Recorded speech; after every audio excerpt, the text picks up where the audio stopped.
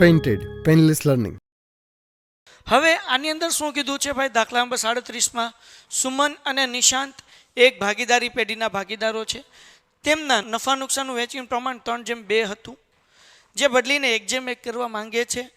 તેથી પેઢીની પાઘડીનું મૂલ્ય કરવાનું નક્કી કર્યું છે. નીચેની માહિતી પરથી અધિક નફાની 3 વર્ષની ખરીદીના આધારે પાઘડીની કિંમત નક્કી કરો. નફો આપણને આપ્યો છે, મિલકત આપી છે, દેવા આપી છે અને અપેક્ષિત વળતર આપ્યું છે. સો ડિયર સ્ટુડન્ટ્સ, દાખલાની શરૂઆત હું નોંધ 1 થી કરું છું. સરેરાશ નફો અહીંયા ગોતી લઉં છું. 1:30, 1:10, 1:20 ત્રણેયનો સરવાળો કરો એટલે 3:60. એને ભાગ્યા 3 કરીશ એટલે 1,20,000 રૂપિયા. કુલ મિલકત કેટલી છે ભાઈ? કુલ મિલકત છે 12 લાખ અને દેવા છે 4 લાખ. તો આપણે અહીંયા લખી નાખીએ રોકાયેલી મૂડી બરાબર કુલ મિલકત 12 લાખ રૂપિયા માઇનસ દેવા 4 લાખ રૂપિયા.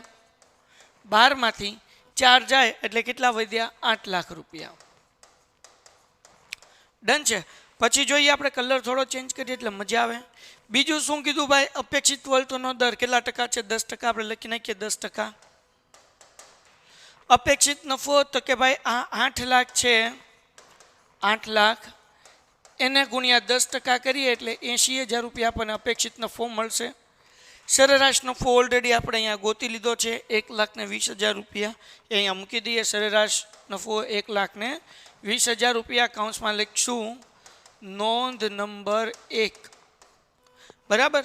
અધિક નફો, અધિક નફામાં શું કરવાનું? તો કે 1,20 માઇનસ 80,000 રૂપિયા એટલે કે સરેરાશ નફો 1,20,000 માઇનસ અધિક નફો 80,000 રૂપિયા. તો 21માંથી 80 જાય એટલે કેટલા વધે? 40,000 રૂપિયા વધે. બરાબર છે. અને પછી પાઘડી અધિક નફો એટલે કે 40,000 રૂપિયા અને ખરીદીના વર્ષોની સંખ્યા તો આપણને કીધું 3 વર્ષ ખરીદીના આધારે. તો 40,000 ગુણ્યા 3 એટલે 4 તેરી 12, 1,20,000 રૂપિયા મળ્યું. સો વિદ્યાર્થી મિત્રો, અહીંયા અધિક નફાની રીતે આપણે પાઘડી ગોતી લીધી છે. સાવ ઇઝી દાખલો છે. 4 માર્ક્સનો દાખલો આપણને એક્ઝામમાં પૂછાય. ભાઈ પેન્ટેડ એપ્લિકેશન તમારા માટે છે. હવે 12 માટે પણ આપણે ધીમે ધીમે કન્ટેન્ટ અપલોડ કરવા લાગ્યા છીએ. તો તમે ડાઉનલોડ કર્યો અને ખાસ ચેનલ સબસ્ક્રાઈબ કરો મારા ભાઈઓ. તમારા માટે મહેનત કરું છું ને. 3 ગાલાના અકાઉન્ટના પેપર મુકાઈ ગયા, 4થું પેપર મુકાય છે, 3 સ્ટેટના પેપર મુકાઈ ગયા. લાઈવ લેક્ચર જોતા હોય તો આ બધું જોતું હોય ને ફટાફટ આન્સર આપો. ઓકે, એના પછી જઈએ છીએ. તમે તમારા મિત્રોને આલ્ફા એકેડમી સજેસ્ટ કરી શકો છો, જે ભાવનગરની અંદર આવ્યું છે. 8 to 12 English medium Gujarati medium માટે કામ કરે છે. દાખલા નંબર 38. આ દાખલો બીજો ભાગ જે છે એનું 4થું ચેપ્ટર નો છે. બહુ ઇઝી છે ભાઈ. ના હજી તો આ પાઘડી જ છે. આના પછીનો એક દાખલો છે. 38મો દાખલો. નીચેની માહિતી પરથી પાઘડીની છેલ્લા 4 વર્ષની સરેરાશ નફાની 5 વર્ષની ખરીદીના આધારે નક્કી કરો. તો આપણને વર્ષ આપ્યું છે 19, 20, 21, 22, 23. નફો આપ્યો છે 21, 22 કાઉન્સમાં 40,000. એનો મતલબ એવો છે ખોટ. અને પછી નફો આપ્યો છે 60,000. તો કેવી રીતના ગણતરી કરવાની? તો કે 1,20,000 અને 60 આ ત્રણેયનો સરવાળો કરવાનો. 1,20,000 એટલે 220, એમાં 60 નાખો એટલે 280.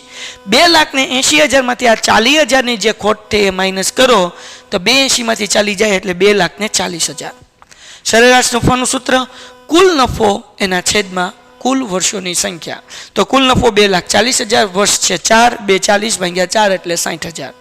પાઘડીનું સૂત્ર છે સરેરાશ નફો ગુણ્યા ખરીદીના વર્ષોની સંખ્યા. સરેરાશ નફો છે 60,000 રૂપિયા. ખરીદીના વર્ષોની સંખ્યા કેટલી કીધી છે ભાઈ? 5. તો 60,000 ગુણ્યા 5 કર્યા તો 6 5 30 એટલે કે 3 લાખ રૂપિયા પાઘડીની કિંમત થઈ.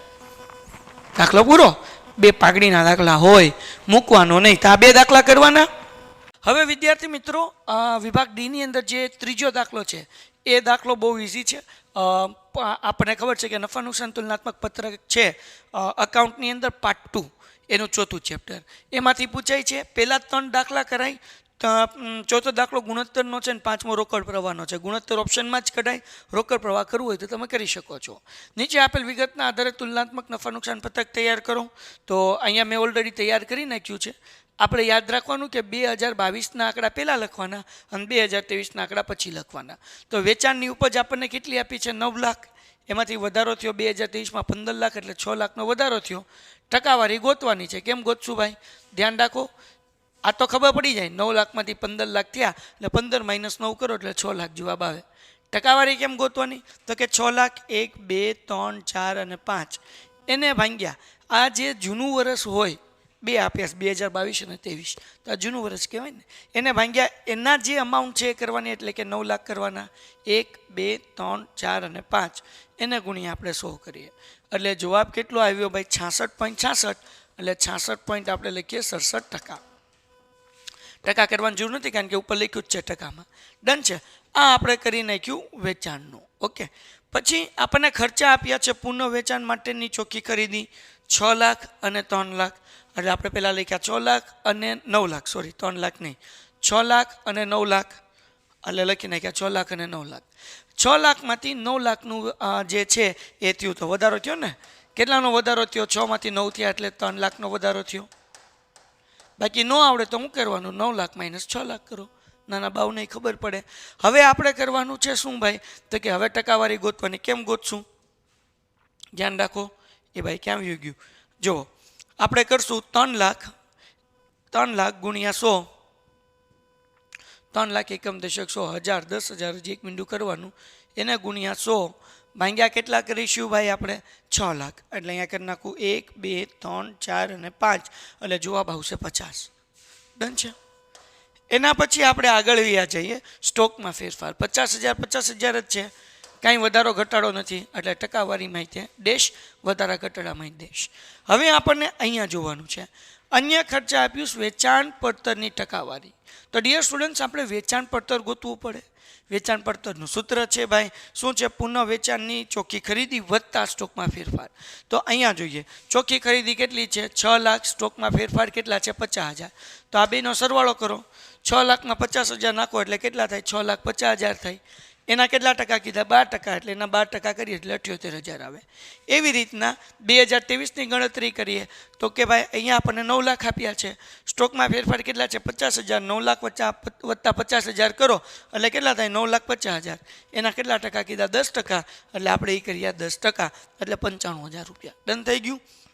તો અહીંયા જે જવાબ મળ્યો 78,000 રૂપિયા અને 95,000 રૂપિયા આપણે મૂકી દીધું. કેટલાનો વધારો થયો? તો 95,000 માઇનસ કરવાના 78,000, 1, 2, 3 એટલે જવાબ કેટલો આવ્યો ભાઈ? 17,000 રૂપિયા, જે આપણે અહીંયા લખી નાખ્યો. ઠીક છે. હવે હું કરવાનું 17,000 ગુણ્યા 100 ભાંગ્યા કરવાનું કેટલું ભાઈ? તો કે 78,000 રૂપિયા. 78,123. તો જવાબ કેટલો આવશે ભાઈ? 21.79%. તો આપણે લખી નાખવાનું 21.79. બરાબર ને? પાછળ 4 છે એટલે 79 જ રહેવા દેશું. કુલ ખર્ચા એટલે આપણે આ બધાનો સરવાળો કરશું. તો આ કેલ્ક્યુલેટર વાળા ઘડી આપણે બંધ કરી દઈએ. હવે બંધ નહીં કરીએ. 6 લાખ એમાં 50 નાખો એટલે 6,50,000 થાય. 1, 2, 3 અને 4 વત્તા 78,000 રૂપિયા 1, 2 અને 3. તો જવાબ કેટલો આવશે ભાઈ? 7,28,000 રૂપિયા. 9 લાખમાં 50,000 નાખો એટલે 9,50,000. એમાં 1 લાખ નાખો એટલે 10,50,000. એમાંથી 5,000 કાઢો એટલે 10,45,000 રૂપિયા. હવે હું 10,45,000 માંથી આ માઇનસ કરું. 10,45,000 1, 2, 3 આપણને જવાબ કેટલો મળશે? 3,17,000 રૂપિયા. અને આ બેનો સરવાળો કર્યો હોત 3 લાખ વત્તા 17,000 તો પણ જવાબ આવી જાય. હવે 3,17,000 1, 2, 3 એને ગુણ્યા 100 અને એને ભાંગ્યા કેટલા કરવાના? 7,28,000 રૂપિયા. એટલે આપણે કરી નાખીએ 7,28,000 રૂપિયા 1, 2, 3 એટલે જવાબ કેટલો આવશે? 43.54%. બરાબર ને? તો અહીંયા લખી નાખો 43.54. હવે આપણને શું કરવાનું છે ભાઈ? તો કે આવકવેરા પહેલા નફો. એટલે કે આપણે જે છે આ 9 લાખની અંદરથી આ 7,28,000 માઇનસ કરો એટલે કેટલા આવે? 1,72,000. 15 લાખમાંથી 10,45,000 માઇનસ કરો એટલે કેટલા વધે? 4,55,000. કેટલાનો વધારો થયો ભાઈ? તો કે 4,55,000. 4,55,000 માઇનસ કેટલા કરવાના છે ભાઈ? 1,72,000 રૂપિયા. એટલે આપણને જવાબ કેટલો મળ્યો? 2,83,000 રૂપિયા. હવે ટકાવારી ગોતવાની છે એટલે 2,83,000 એને ગુણ્યા 100 અને એને માંગ્યા કરવાના છે કેટલા? 1,72,000 રૂપિયા. 1, 2, 3 તો જવાબ આવશે 164.53. 100 કરતાં મોટો જવાબ આવે તો ચિંતા નહીં કરી નાખવાની. 154.53. પછી આપણને કીધું આવકવેરો. આવકવેરો દાખલામાં કેટલા ટકા કીધેલું છે? 30%. 30%. એટલે આપણે 30% કરશું. તો 172ના જે છે એ 30% કરીએ, 1,72,000, 1, 2, 3 એને ગુણ્યા 30 ભાગ્યા 100 એટલે આપણને જવાબ મળશે એ કેટલો મળશે તો કે 51,600.